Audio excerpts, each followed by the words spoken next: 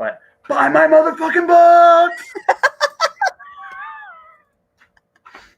Hello. And That Joe, was perfect. So Joe, I gotta warn you. I'm in a bit of a metal mood. And I've been teasing Katie like about how taking that minute to advertise her shit, because here's the news flash, folks. Anyone watching this, Katie Salidas is a very, very great author. Like, she's great at what she does. Her only downfall as a person is she forgets this sometimes. So see this, buy her motherfucking book. Buy it now. Because she's great. She really is. She has gone out of her way to help the community. This is why I'm on the show here. And I realize this is what I do on my show, but screw it. I'm being a little rude, but only a little bit. The beauty of bringing you onto Spilling Ink tonight is we've got two powerhouses here who know what they're talking about and who are not afraid to talk about the issues other people don't want to. Me? Wait, oh God, I'm next. Jesus Christ. Okay, what happened to the whole self-esteem? Let's try this again. No, I know, but no. I got plenty of trust me. Big head. Look, Joe, he's listening and watching. He knows it too. Big head. I'm an award-winning podcaster. I'm an award-nominated poet. I got ego. It's there. I mean, big or something. But you never set out to be an expert. Like, here's the thing: you don't plan on this. One day you look around, and it's like, holy shit, it's me. And that's literally what I feel like sometimes when I go to these things now. It's like, when did I become the adult in this conversation? Right? Like that's literally what I feel like. That's pretty scary. Like, when did this happen? And it's me. We're screwed. Like, we either because I'm certainly not the adult. I don't feel like I'm the adult anyway. And God only knows how long I don't think that's ever going to change. And if I ever get to do have kids someday, it's going to be like, holy crap, what do I do now? And then I realize it's every parent. Every parent's like that. Holy crap, what do I do now? Pretty much. All right. Well, before we get too far down the rabbit hole, let's introduce ourselves to the audience out there. This is Spilling Ink. For those of you who don't already know, we're the show that brings you behind the book to meet the authors and professionals in the publishing industry. And if you have not already watched Just Joshing or listened to Just Joshing, you are in for a treat, because we have the man, Josh Pantalleresco, right here to talk to you guys.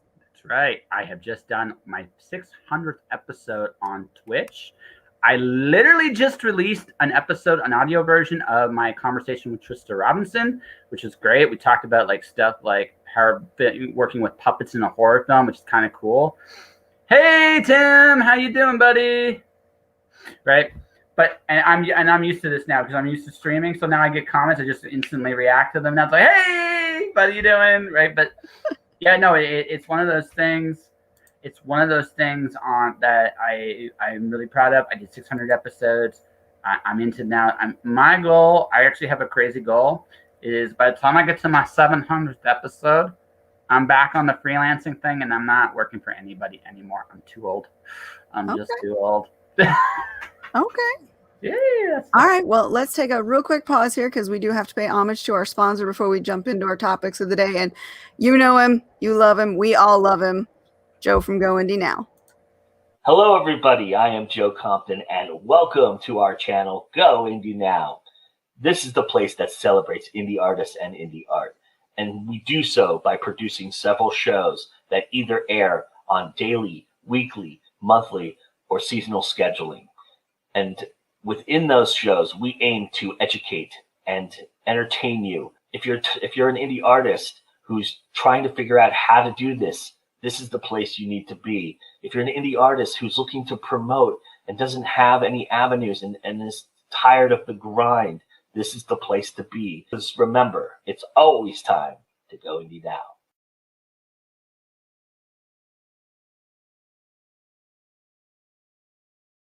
You know, one amazing thing about Joe is he is the godfather. He has brought a lot of us in the indie community together, and a lot of us, we all know each other. We've all kind of developed into this big family because of the connection through him.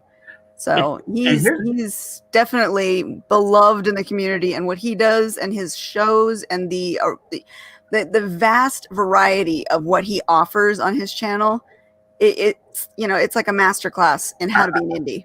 Actually, wait, we got to think about this. Hey, Joe, listen, I am definitely going to be in the States in 2022. We do in San Diego. We're going to do a show in San Diego. We're going to do this. We're going to try this because honestly, I want to. I think Andy.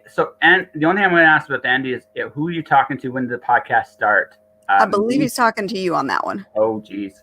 6 years ago, almost 6 years. My 6-year anniversary actually is this August. Congratulations. Yeah. So it was an accident. Believe it or not, it was actually a freaking accident. Like I again, if you're going to listen to me, my whole career writing, I accidentally wrote and published a book and got traditionally published. I accidentally started a podcast. Like, I'm not kidding. Like, this is just stuff that just happened to me. So I've been doing interviews for 20 years. Like, I've interviewed people on websites like comicblock.com. I've done stuff on my own blog. I'll promote my blog at the end. Again, I don't do a lot of written interviews anymore, but I did a lot of them there. And I finally get I finally get to this cell phone, and I'm like, yes! I finally am in the 21st century. I can actually now transcribe my interviews instead of having to memorize every little freaking thing I said. So I got the opportunity to interview Robert J. Sawyer. And it was at When Words Collide about 2 years before Joe came out there. It was 2 years before Joe did. I remember this. And, well, kind of. This is what happened. I do this interview, okay? Rob steps out of the interview. In the conference room we were in. And I think it's Arlene Marks. I could be wrong. So I don't know. I'm not sure. I'm not 100% sure. Ask Rob. Where'd he go? He goes, oh, I'm just interviewing Josh for his podcast. I didn't have a podcast at that moment in time. Something kind of clicked. So that turned out to be episode 20. It's one of the few episodes you will literally hear me being intimidated with my guests. You can hear it in the first 5 minutes of that conversation because it's the first time literally, it's my first interview for my podcast, and it's this guy, right? So, but, yeah, it just steamrolled. I've never had a problem getting interviews ever. And I've done so many ups and downs. I've won an award for the podcast. I've been nominated 3 times for it. I've had guests like Kelly Armstrong, Fonda Lee. I've had Katie on the show. I've had Joe on the show. Me and Joe are actually doing something really cool at the end of the month. I'll actually Joe is drawing with me at the end of the month. It's actually going to be kind of really nice, cool, right? And I've had Tim on. I don't think I've had AF Stewart on. Yeah, have I had you on? Not Anita? I don't think I have. Anita. I don't think I have. I could be wrong. Oh, you're missing out then. I don't get. I don't get to interview everybody. I try, but I don't get to interview everybody. But yeah, it's just grown. Like I've evolved the show. When the pandemic hit, I went from two a week to 3 a week. Now it's like 5 a week. Yeah, we're okay. We'll fix that. We will have to fix that. Yeah, we will have to fix that. Yeah, we'll have to fix that. Also, yeah, you are always welcome to ask. Just saying. Like, you're always welcome to come on anytime you wanted to. We will have to drop your links in the show notes after the show's done so that everyone knows where to find you. Yeah. So I was going to go into the audiobook. Like, freelancing is often. We're drinking too, Joe. We're drinking too, but that's okay. Did you not tell him something? What? Did you not tell him something? You're just going to ambush him. Yeah. Why not? He's my friend. If you can't ambush your friends, who can you ambush? That's true. But the thing about it is, like, I realized, like, I've been interviewing people for 20 years. It's what I love to do. So what I've been trying to do for the last few months is, like, okay, take my interviews, and I have got published a lot more as a freelancer with the articles because of the interviews I've written. But also now it's like, that's my niche. I interview people. I write about those conversations and those stories. That's what I do as a freelancer, and I'm good at it. And that's like one of the biggest challenges when you do freelancing is figuring out your niche. And my advice to everybody that does it is figure out what you're good at and that you're passionate about, that you'd be willing to do for free, but you have enough respect enough to fight for. So you gotta be willing to put your dukes up sometimes, but if you can do that, you will find something worth doing. Now, I'm still trying to get to consistency points, but I got one article. I just did a PR piece for a magazine. and I'm doing something for Writers Weekly this week. I'm trying to get one more. If I get one more, I buy myself a beer tomorrow. And if I don't get one more by tomorrow, I buy myself a coffee. I made a bet with myself. So yeah, right. It's like, little things, right? Motivate yourself in whatever way that works. Exactly. Yeah. Exactly. Can't take the Canadian completely out of somebody, but that's neither here nor there.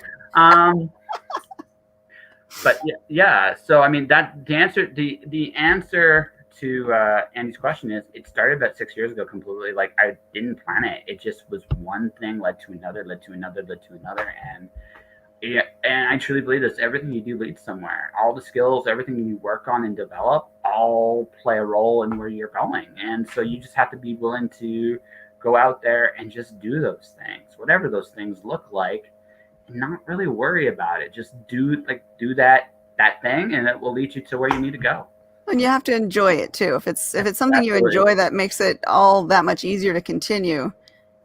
Sometimes your skills don't line up with the things you like to do, and that becomes tough. But if it's your skills lining up with things that you do like to do, that's when the magic happens. See, I think that sometimes that's a matter of application too. Like, I do think sometimes, because, okay, I interview people. It took me a while to think, what's my niche? All the while I'm still interviewing people. It takes sometimes you're in it and you don't realize it until you kind of your head hits the wall one too many times. Oh yeah, I do this too, and I'm good at it. We do have this tendency to overlook what we do. We do. It's just a human thing. We take for granted what we do. But the thing is, your skills, the things you're good at. Sometimes it's just about taking what you're good at and reapplying them in different ways to make them enjoyable, because you're good at them and you can definitely do them one way, right? But that I think would be a personal challenge to me. Okay, I make the greatest crip in the universe. I hate making crips. What can I do to actually make this amazing, right? And I'd probably come up with some weird, wacky thing involving bourbon in a crepe. Why the heck not? Why the heck not? And yes, folks, I am this mature all the time. So, but that's what keeps the podcast interesting, though, right? Oh yeah.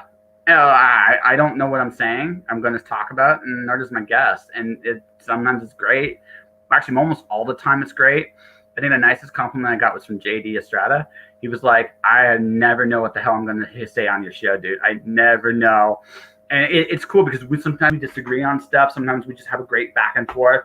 He's a good dude. JD's an awesome human being. But it's also one of those things where I got I don't care. We'll talk about anything. I don't. You just hit the button and go. Yeah. Shit. All right. Well, now that we've talked about your podcast, let's talk about the book that just went up for an award. Okay. So, are you still jealous? I'm professionally jealous. Okay. So, I about 3 months. So this book also, yes, it was an accident, but it was a little bit more deliberate. I will say it was a little bit more deliberate. So originally, it was supposed to be a part of an anthology. An editor, a friend of mine, asked me to be part of an anthology. It was a Lewis Carroll anthology, and I was like, okay, sure. And I wanted you to do something like epic poetry style you do, and I'm like, okay, cool. And then it's like, Lewis Carroll. What can I say about Lewis Carroll that hasn't already been said? So that night, I go to the bar. I was just finishing a relationship with someone, and I was kind of in a funk. I meet this girl with a Gorgon tattoo on her shoulder. I kid you not. I'm like, I could put Medusa and Alice in Wonderland. That would work. I think that could work. I can make that fit.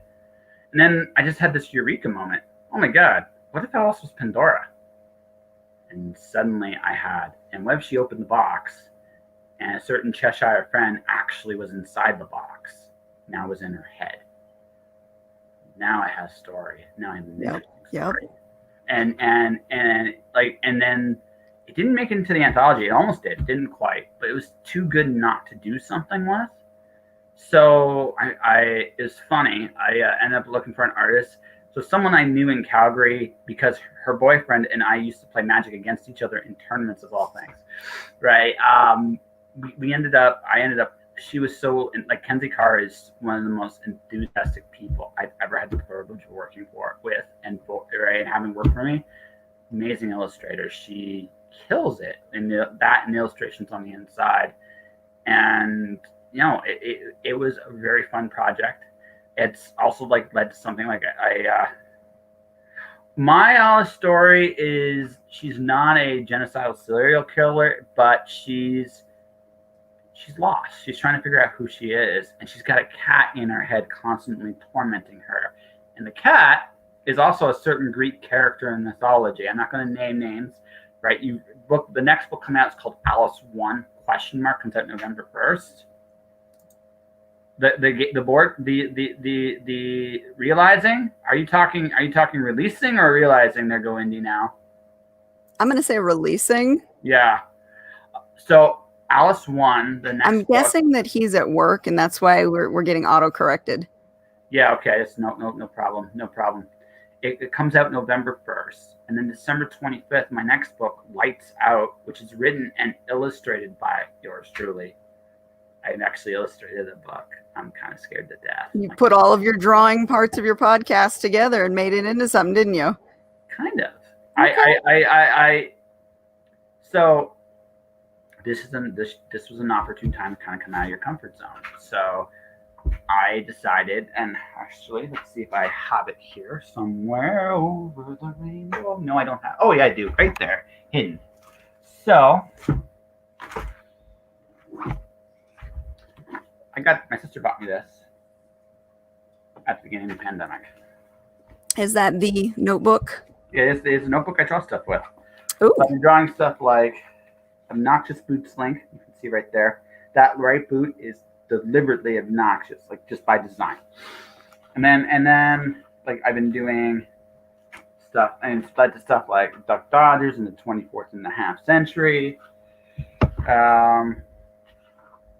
Tried to write the ultimate warrior is not something that you should try to draw, ladies and gentlemen. It's just very difficult. This was my own kind of concept with Through the Looking Glass with Alice. Maybe a little hint of some things to come.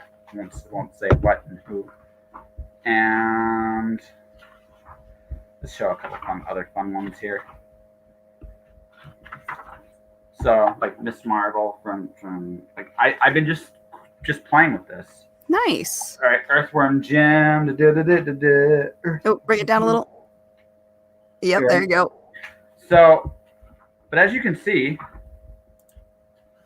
I got one more I'm going to show people. Just one more. Chrono Trigger, ladies and gentlemen. Robo Chrono Trigger. Down just a little. There you go. There you go. Perfect. Yes. So definitely, no. Yeah, November 1st will be Alice 1. December 25th will be Lights Out. So now I'm taking these skills I've learned. Now, I'm not going to say the drawings are deliberately going to be great. They're not designed to go, yeah, I know. It's been a I've done some other stuff too. Like it's been a growing process. I've been learning how to tell stories with my. Hey, I've been improving at everything, man. I've been trying. You know what I think is cool? You take your drawings and you show them on your social media. Now, a lot of people are very self-conscious and they won't show anything unless it's perfection. But you have shown your growth through this cycle of drawing, because every time you finish a drawing, whether it's, a masterpiece or not, whether you like it yourself or not, you're like, hey, look what I did. I did a thing. So it's kind of like that childhood spirit that the kids have. When they make something, they don't care whether it's good or bad. It's, Mommy, look, put it on the fridge. This is amazing. We need to capture some of that, I think. We need to get that back. Do you want to know what that actually is? Because I figured it out. I didn't draw for years, and it terrified me, because the thing I was terrified about was, what if it sucks? And then I had it's the self-consciousness that we develop. Yeah, but then I had a wonderful thought. So what if it sucks? Right, and here's the thing, right? Most people, you look at social media, it's kind of like, look at your best moments. I don't give a shit about that. I just don't. I mean, I look at the fact is, I wake up, there are days I feel sore. There are days I'm tired. There are days I'm grouchy. There are days I don't feel like myself. And you're laughing because you have those days yourself. And everybody does every day. So isn't it refreshing when you go on someone's social media feed and there's very little bullshit on it, right? There's just very little bullshit. Very rarely is there little bullshit on social media. Yeah, but I mean, you've seen my account, you see my drawings, you just see me just like, I'm me. I don't know how to be anything else but myself. That doesn't mean, again, I'm perfect. There are things I obviously don't share everything, but I don't care about perfect. In fact, the older I get, the more I realize how much of a trap perfection really is. Perfection is death. Like, it's literal death. You don't want it. You want growth. You want change. The reason why, I believe there's God. Some people don't. But one of the best arguments that I think is this: the world isn't perfect because the world is always changing constantly. And that's an amazing thing, actually. If you sit there and think about it, that means every day we wake up, something's different about the world. Every single day. And that is an amazing, like, awesome thing. That means there's always movement. There's always different directions, different possibilities every single day. If the world was absolutely perfect, that wouldn't be possible. It would be boring, no movement, nada, zip jilt. I fear a perfect world. I do not want it. What I want is a world that constantly changes, constantly evolves, because there's always room to grow. And that's the best thing. So I decided that I would reflect that in my own art, my own writing, I don't need it to be perfect. I need it to be good, but I don't need it to be perfect. In fact, and something to be said, like, even when we write, oh, absolutely, utopia is total bullshit. So is dystopia. And honestly, the line between them, I think, is actually a lot thinner than a lot of people realize. That all said, like, when you get right down to it, I like a changing world. And my art, everything I do, it's not perfect. It's by design. It's just, I don't worry about it. I just go, this is me today. Sometimes it's great. Sometimes it's shit. But it's me. I like that. It's like I said with kids, because I've got 2 little ones who every day draw me all kinds of fun pictures. And doesn't matter if they liked it or not. All they're looking for is to show me and get that every time. And that's it. Yeah, that's it. And we lose that as we get older. We get kind of beat down by society. We no longer expect that. We expect that. I defied expectations because I don't care. If you go, it's good to be able to show your flaws. It's good to be able to show your growth. It's good to be able to be real. And social media, you're right. We all tend to post the best things possible without showing some of the negative stuff. Oh yeah, I mean, and that's just it, right? I'm certainly not perfect, and I'm never going to try to be. I've made some dumbass mistakes, and I don't reveal every one of them on social media, but I mean, I'm also not going to shy from them either if they ever come up, because it's like, yes, I was that stupid. I'm hopefully smarter now. Hopefully. Sometimes I wonder, but hopefully. Speaking of getting smarter, we never found out how you got nominated for this award. So it turns out that my editor for that anthology decided to go, can you give me a copy of your book? Oh, sure. She's my editor. She made it possible. She very politely told me, next time, please change the lettering. Then that's all she said. And about a week later, I get an email, and it's like, Mr. Nominated for the Elgin Award from the Science Fiction Poetry Society. So it's like, hey, my book is nominated, and I have another bucket list done. I don't necessarily, like, the thing is, I mean, for me personally, I am very proud of my podcast. I really am. I love that I'm able to interview as many people as I do. I love that I've met so many amazing people, and I'm proud of that. But I'm also proud of my writing too. And I think for someone that does a show like this, it's very easy to be categorized as that show guy. And like, we all do it for the same reasons. I mean, we started it to get better connected and get our voice out there. Yep. But I mean, like anything else we do in life, it kind of gets a life of its own, and that's great. Like, I'm not I'm proud of that, but I like to think I'm a great writer. And it's cool to be recognized for something you did. Especially, it's like, I never thought I would be traditionally published as a poet, and I am. And I never thought I'd be an award nominated for my poetry, and yet I am. So, bucket list, just checking it off. yeah. Check. That's right. One day it'll be your turn. By the way, we gotta do this again. Buy my motherfucking book! Oh, wait. Hold on. I gotta grab the banner again. Yeah, it's like, great. There we go. Yeah, that's right. We're gonna do that because here's the thing. We are going to do this before we get to like the second half of the show. I said this again, so Katie, you're gonna have to do this with me. You gotta say it. Buy my motherfucking book because you got books and you don't do this enough. So we're gonna do a little practice of what we preach. Take a minute. This is your show. Preface. Before the show went live, when we were doing our green room time, we were discussing how a lot of people don't know how to promote themselves, or they don't ever manage to promote themselves because they're so busy doing promotion for other people. And I happen to be one of those people. I always either forget to or just kind of, I got a book, instead of actually promoting myself. So Josh, being Josh, is like, no. You are going to promote yourself, and you're going to do it as obnoxiously as possible. That's right. Hence that banner, guys. So first, the banner should go back up. Put it back up. And then you guys say it. Come on. You gotta do Buy it. my motherfucking book. That's right. Buy it. Buy it now. That's right. And if Joe is watching, he is laughing his ass off right now. That's right. Because that's it. But straight up. And hopefully when this is over, you don't necessarily have to have that banner, although I will pop every time I see it now. Whenever I watch your show, I will pop. I will get a personal little bit of a joke from that.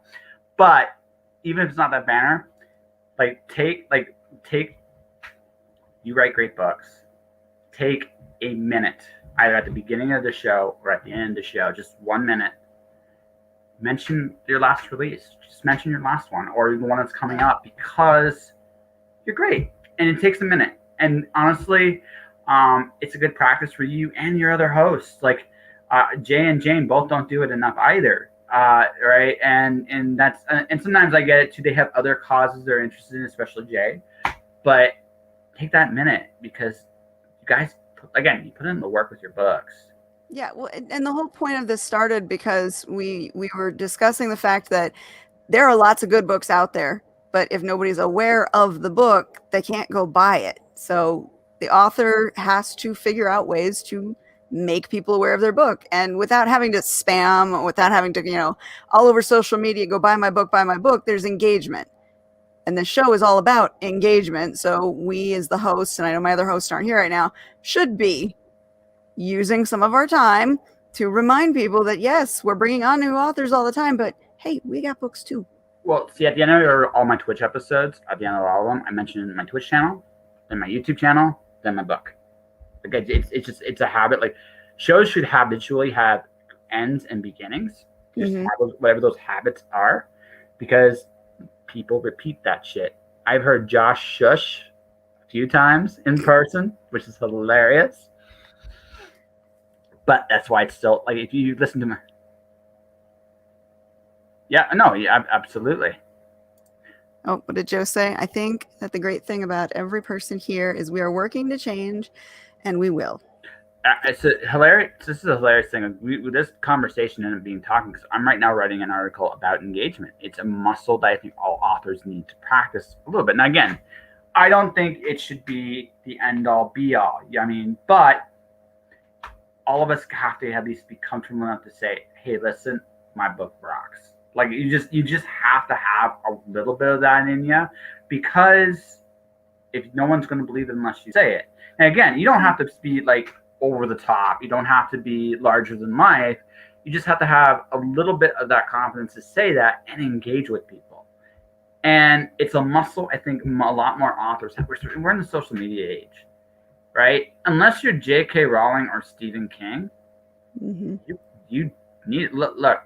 I know Brad Meltzer's a New York Times #1 bestseller, and he still responds to practically every email that's sent his way. Engagement is king. gets you to the dance. It always has, and it always will. Now, again, how you do it doesn't have to, there's the kicker. right? But everybody has to find their own way to do it. Yeah, engagement, absolutely. There you go. There's that marketing buzzword, engagement. It is a buzzword, but it's also truth. But it's nicer than synergy. I still don't like that word. That word sounds very fake. It just sounds fake. I was talking with somebody this week about jargon. I'm like, oh, I hate that word. Mine is alignment.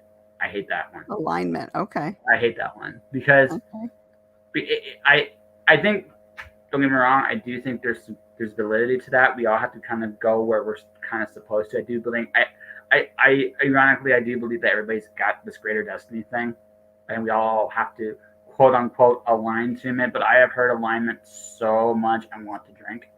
Alignment. Right? It's a marketing buzzword. You want to talk destiny? I'll run your chart for you later. I've been doing astrology, so okay, I can tell you where your destiny is. Okay, sure. Why not? There you go, Joe. The word of the day: engagement. Engagement. Should we do it like Pee Wee Herman style? I was thinking Sesame Street. Oh, okay, all right. Pee Wee was not my thing when I was a kid. I grew up in the Pee Wee Herman age, and before he got in trouble, and so that's always been in my head. I'm not old. It just didn't hit me. Like I'm not old either. I heard that. I'm not old either. No. I am not. Like I'm not old. Like I am that old, and I say that like in a generous way. But I mean, just like I grew up in Pee Wee's Playhouse, and I first watched that. It was like the energy of it was really cool. Yeah. But I eventually just hated how he talked. Like it just didn't sound real. It just really didn't. It was one of those things. I look at it now as an adult. I'm like, what? Like, I don't know what made me think I was on weird drugs like that or Ultimate Warrior promos. I'm not entirely sure which is more nonsensical. And again, I know Joe's laughing his ass off on that one. Probably. But I do, like looking back, like energy does go a long way. Yeah. Damn. I mean, honestly. But you remember it though. Oh yeah, I know. Connect the dots, la la la la. That's the one. That's the one that's still in my head. That's the one that's in my head. Still. Okay, but how much weirder was like? What was the Next Generation? Was it Blue's Clues? Was the Next Generation? Yeah. Yeah. Okay. With the Psycho Eyes. I didn't watch those shows. My last foray as a kid watching regular cartoons before I went into Japanese anime was the Disney Afternoon. And I was, and for me, that was Aladdin. Aladdin was the last bastion of that. Like, don't get me wrong, I actually think that show holds up very well. I think, like, for me, my perfect Disney Afternoon 2 hours is Darkwing Duck, DuckTales, Aladdin, and I'm okay with either Goof Troop, Rescue Rangers, or Gummy Bears. Right? Oh, Gummy Bears. Yeah, I like. Oh, I love that show. Yeah, see, I know the good stuff, right? But I like Gummy it came to, like I was right at the tail end of Gummy Bears when I watched it, so it was at the tail end. So it didn't hit me quite the same one. But DuckTales is the shiz. Darkwing Duck's awesome. Yep. Aladdin's a good show. In fact, the only show I didn't like from the Disney. Hey, see, yeah, Darkwing Duck. We got another vote. Yeah, see, and who doesn't like Darkwing Duck? Oh, he had a great theme song too. Yeah, but here's the thing. The only Disney Afternoon show I did not like was Bonkers. I could not stand that.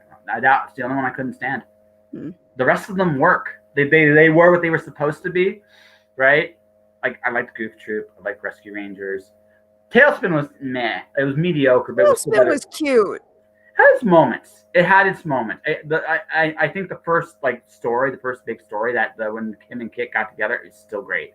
I just think the rest of it's kind of meh.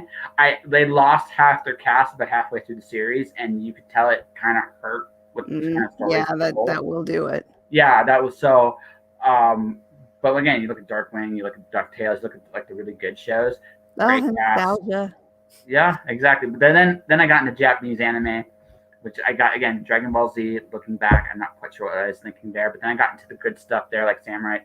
Yeah, it's not that's American, but still really good. Like Full Metal Alchemist and that kind of stuff. And I still I love that stuff. I still do. Like I'm still a kid like I said, I'm still a kid. We were talking about this off the air. Sometimes I'm the adult in the room and I am looking around. How did this happen? I still watch cartoons. No, you gotta keep some of that. Keep that youthful energy. Oh, goddamn right. I'm not changing. Like, I'm happy with who I am. I'm just like, but again, I'm the adult. What the hell? Like, who did it? Like, God's laughing. That's why this is a joke, right? Because I'm the mature. Oh, God. Really? You need an adultier adult. It's like I never said I don't want an adult to your adult because then I won't listen to them either. That's just me. It's like it's like problems with authority. I see. But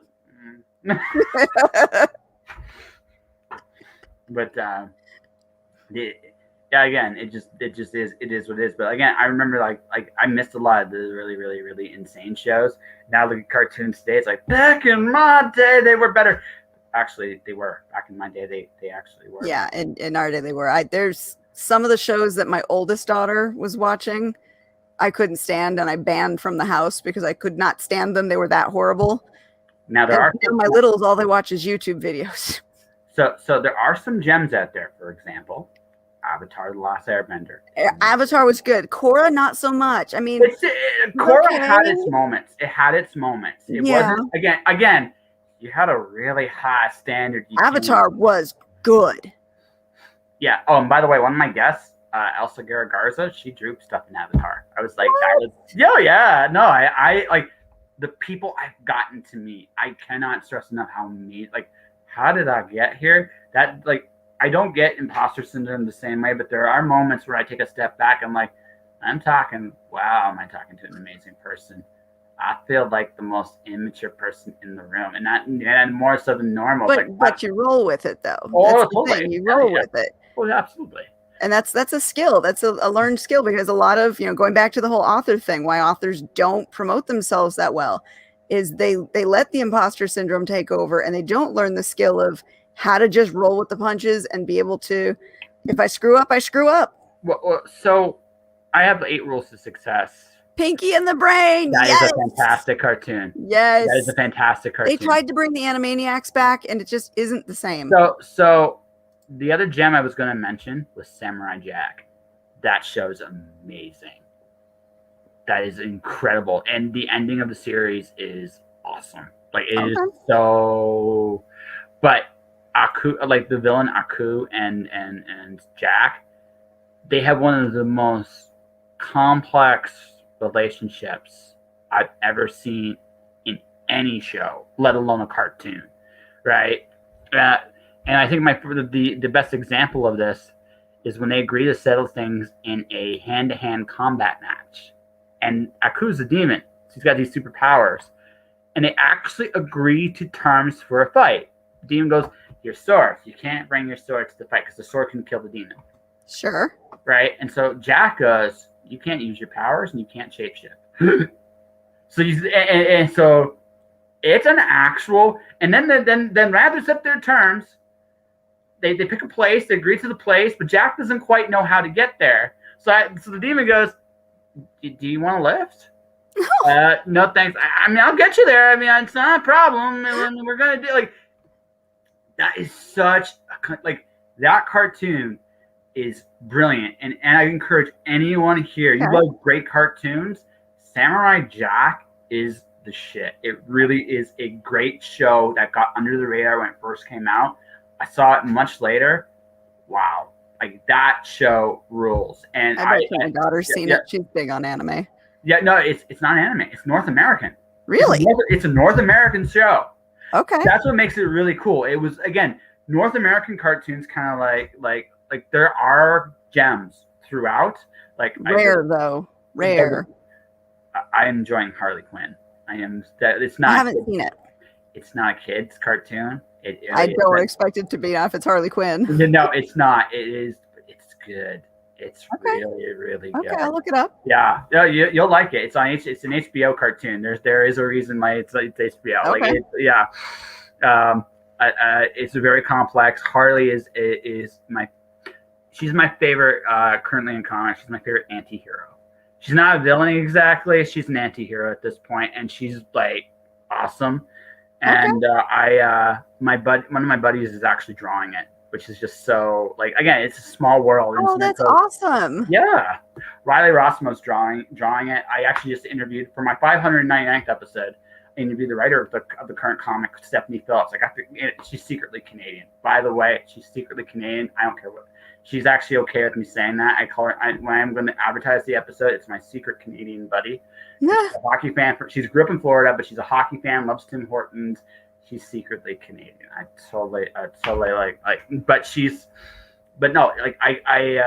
a fan of I'm a fan of the book, and because I know both got people at the creative team. It just was one of those like magical. Oh my god, I'm friends with him. And I know, and now I know her. I don't know if we're friends at this point, but we get along, which is which is the best thing I guess I can say. Which I mean, it's all I can hope for. Harley Quinn, right? Harley Quinn. That's what we're talking about. I'm talking about the fact that I know the creative team of Harley Quinn, and we're talking about good cartoons that rock. No, don't give her the information. She better have a good excuse, and she better rewatch the whole thing. That's right. Okay. Did you make some for the rest of the class? Rebecca, I got her to say buy her motherfucking book. You missed that. You're gonna have to do it again now. Nope. Now I'm not gonna do it. See, if I have one superpower, it's being obstinate and stubborn. I think every writer has to have that power. We live in and we mentioned this off the air. So right now we are in a world where the writing community now is going. Talking about engagement. Engagement's the theme here. Kickstarter is so. I'm going to advertise somebody else I know, real quick. This is Russell Nolte. He did a 4-book series. He had 300 people bid. Right, he bid, and he made about $12,000 on 4 books in 2 weeks. Now, all fairness to everybody out there. Russell's been doing campaigns for a very long time in a lot of different departments. He's built himself up and there's credibility. But I bring this up because crowdfunding is a Kickstarter, Indiegogo, especially Kickstarter. A lot of places are looking at what's going on, the intellectual properties on Kickstarter as almost like a niche. And the whole key to that environment is engagement. You're engaging with your mailing list. You're engaging with people. You're talking to them, letting them know what you're doing and it's out there, because you don't need a large audience to make a buck. Yeah, no, like totally no. He's an amazing I Russell is definitely like the top in terms of like skills, prep, all that stuff. But the fact of the matter is, there are a lot of authors that can actually craft a living very quietly. You're never going to get an award. You're never going to get like the recognition from your peers necessarily, but you will get paid, and you will have a readership. Recognition enough, because if you're getting paid, that means people are actually buying your product, which is the goal. So here's the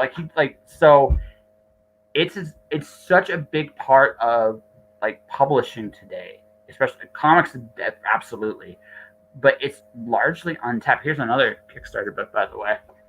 Another one, kind of cool. Sophie and the G-Men. Ooh, that's pretty. It is pretty. So all of which.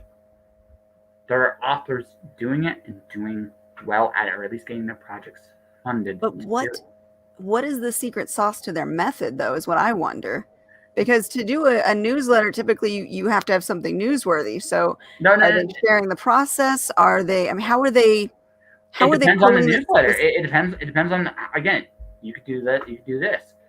Ladies and gentlemen, I have a motherfucking Kickstarter right now about this project right here. And it's a t-shirt with a unicorn on it. And you too can help me make this come to reality right now. Between now and this date right here, you can go live. That was 30 seconds? Got that?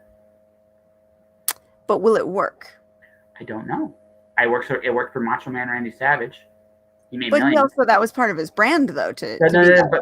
But again, I'm talking about engagement. And everybody's a little different. I mentioned newsletter. And newsletters, you can talk about process. You can talk about process. You can talk about like why you're so passionate about this project. What I find is like, this is what I find when I do like engagements, like my motivate. Like for me, how do I engage my audience? I do motivational stuff every day. I do my podcast, and I generally make an ass of myself. And I'm good at all three of those things. So that is my secret sauce. But it works for me because it's not that different from who I am. Now. So step 1, be genuine. Be genuine, be authentic. 2, figure out that part of your personality that you're comfortable sharing to the audience. This is important because we mentioned this off the air. I mentioned this. We are in the social media age. You must engage on some level. Now, you don't have to go everywhere, and you probably shouldn't. You just probably shouldn't. But you can do stuff like, for example, I just reprinted my first published freelance article because the website's no longer there that I published it at. So I reprinted it on my webpage. Guess what? It's an article now I can basically refer to potential readers, clients, etc. But what I can do. And the one I did is, like this one, how my personal apocalypse prepared me for this one.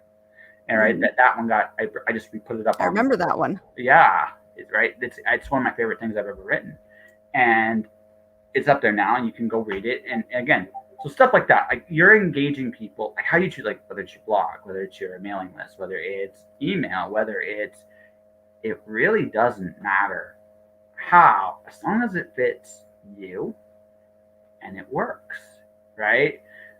That's it. And you got to figure out what that. I look at what, say, someone like Craig DeLuey. You know what he does? Talks about movies and TV shows he likes. It's not. Yeah, I have caught some of his posts on Facebook. You are right. Yeah, they're engaging because he gives his opinion, then asks the opinion of others who've seen it. Exactly. It starts the conversation, which is an excellent thing. So, and he fires step back. 1, be yourself, be authentic. Yeah. Step 2, reply to people. Oh, that was weird. The sound just like went up real quick. Oh wow. Technical difficulties, ladies and gentlemen. We'll be right back after these commercial messages. All right. Well, step 1, be authentic. Step 2, find what that piece of yourself you're comfortable sharing to the audience and willing to have discourse over. And that's a big part of your persona. Now, maybe you can be like Macho Man and you start thinking, oh yeah, right? Maybe you can do that. Maybe you can. But my caution is, if you can't, you shouldn't. Because whatever you do, you're going to have to do it for a while. It's got to be something that you do. Step 3, consistency. Yes. I hope everyone's taking notes here. Yeah. But again, you don't have to be the loudest. You don't. It's not about how loud you are. It's about, like, for example, can I pick on you, Tim? I'm going to pick on you, Tim, for a second, because I think Tim's awesome, and I think it's great. He came on my show, and we did a model painting. Like, he painted his model on his show. I thought it was one of the coolest things ever. Right? It was really cool. It was a fun little, like, hour excursion. Guess what? This is my little bet. I bet the people that love Tim's figures would also love his books. It's a bit of a long shot. I don't think that big of a potential. In the Venn diagram, there's got to be some intersect. So sure. Yeah. So, and I bring this up. Like, I'm picking on Tim because it would be a part of his personality that he'd be like. Because Tim's a quieter guy. He doesn't necessarily want to be the most loquacious asshole. That's me. I'm the loquacious dude here. But that all said, he does great work with his models. He can show. It's like, hey, look at what I've done. This is really cool. And he would get comments, engagement, as long as he fired back. Right. That's right. It's not about how loud you are. It's about how consistent you are with your voice and being comfortable with the things you're talking about. Right? I picked on something, that was something I really dug with Tim when he came on my show the last time. That's what we did. He did models, I drew stuff. And I really thought he did a great job. I really loved it. And if Tim is still here, dude, anytime you want to do it again, let me know. But that's the thing. You got to find what those things are for yourself, and you got to be willing to share that piece of yourself. Now, again, you shouldn't share everything. Even as much as I do share, I don't share absolutely everything either, because I know it's not healthy to do that. You have to have some boundaries for yourself. But you find those pieces you're willing to share, and then finally you write the best. You write, draw, create the best thing you can. Be proud of it. Show it off. Say things like "buy my motherfucking book," and and don't be bashful about it. And because honestly, again, it's about self-belief. Like, it's not the most talented people that make it in this industry. It really isn't. It's not about your talent. I mean, talent helps, drive helps. The putting in the work is important, but at the end of the day, it's what you believe is possible and what you shoot for. And then if your goal is, maybe your goal is to make $1 million selling books. It's possible. People have done it. A year. Maybe not. but again,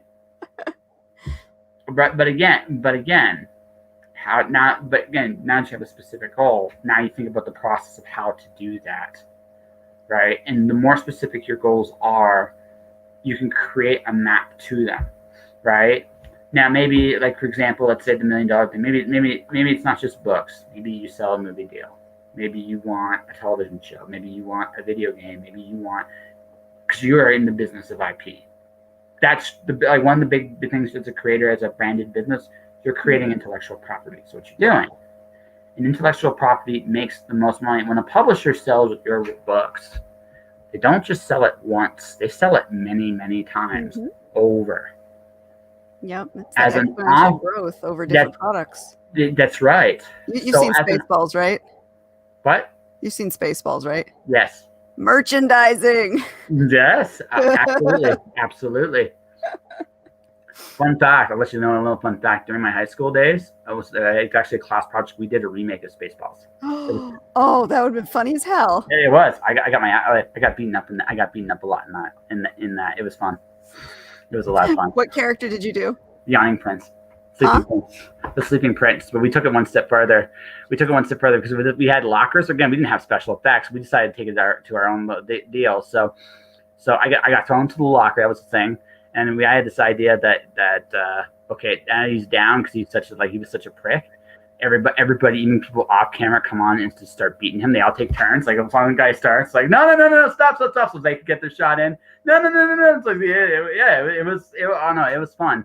It was a lot of fun. And again, you have to have fun with this stuff, right? And yes, every time I go, I quote movie lines all the time in real life.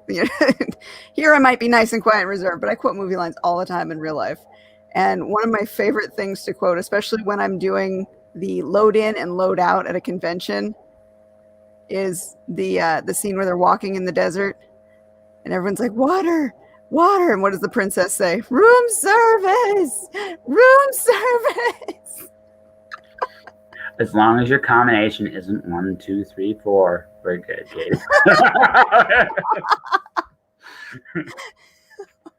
Let's see. But that's engagement. And I was funny. I got into this fight over it because they're talking about the quality of a book. But here's the thing: Katie's a great writer. Anita's a great writer. Rebekah's a great writer. Yeah, it's about, what's the magic word? Recognizability and people knowing who you are. Awareness. Engagement. And also awareness. Awareness. People are where you exist.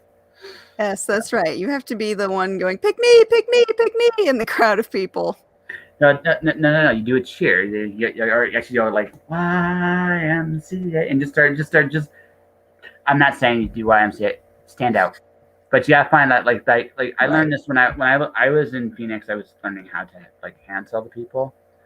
What I realized, the real trick to, and it's true even digital, the trick to sticking out is, it is the word engagement. You engage with people.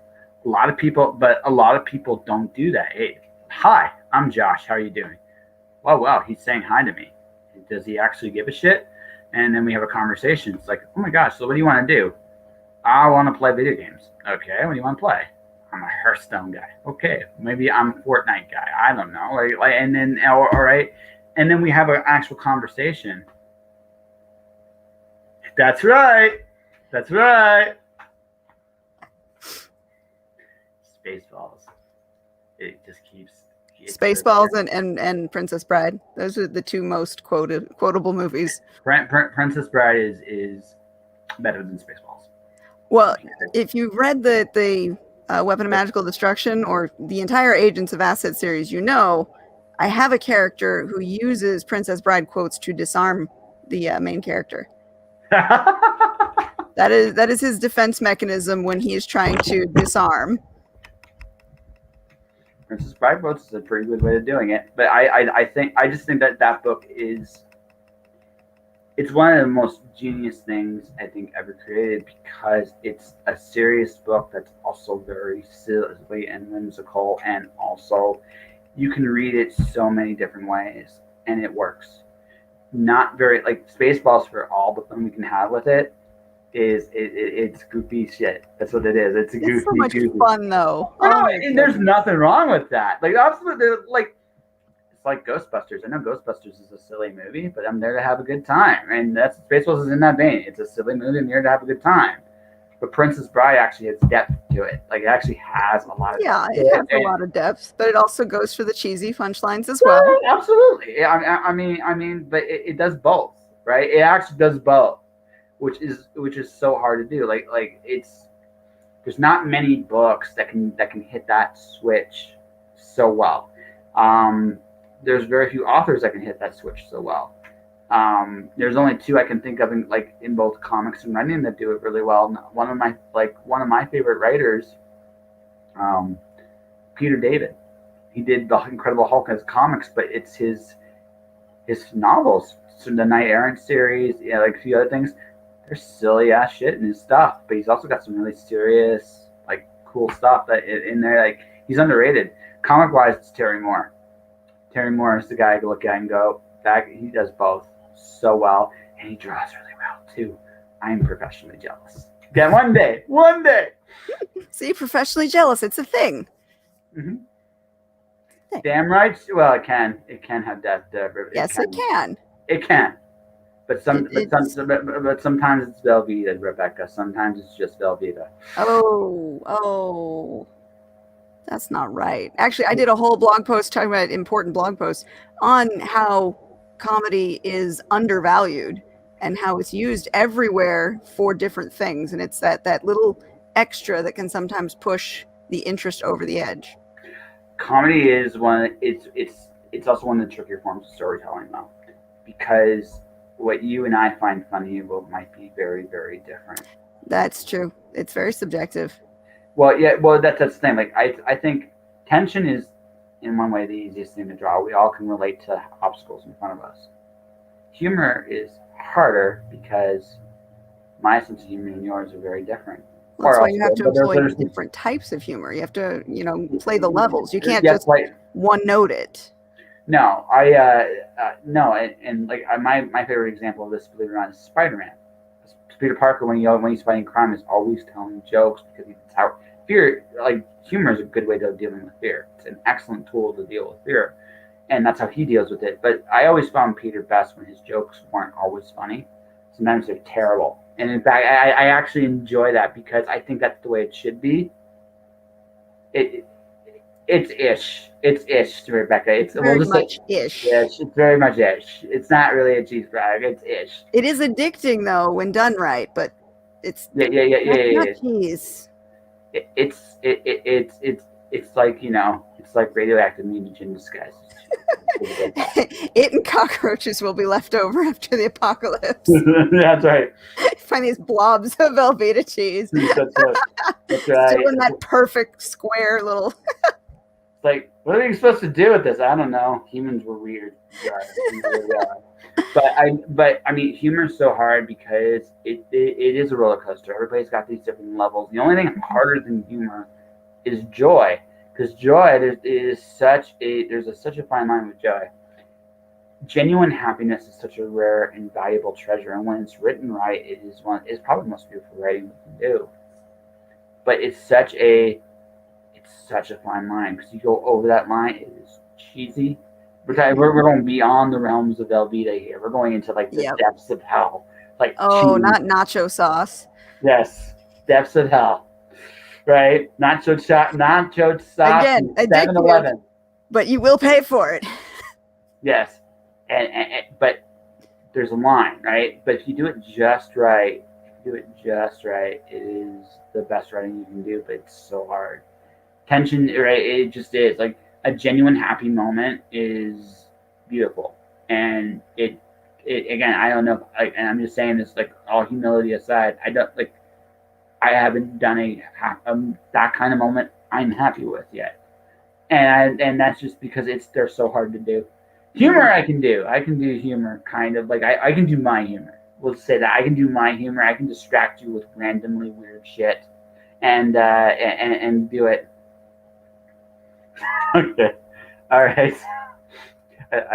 We started an apocalypse sidebar there. I think we have. We got to move away from that and get to the end of the show here, because I get the hour is up. We are. I was just about to say it. Final topic here, or not final topic, but final word on our steps to engagement. Wrapping this all up.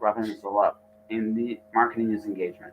It's not necessarily about sales, but creating awareness of who you are and what you offer and why people should care. That is almost like a sales pitch, not quite, because sometimes people being aware of you will not buy you, at least right then and there.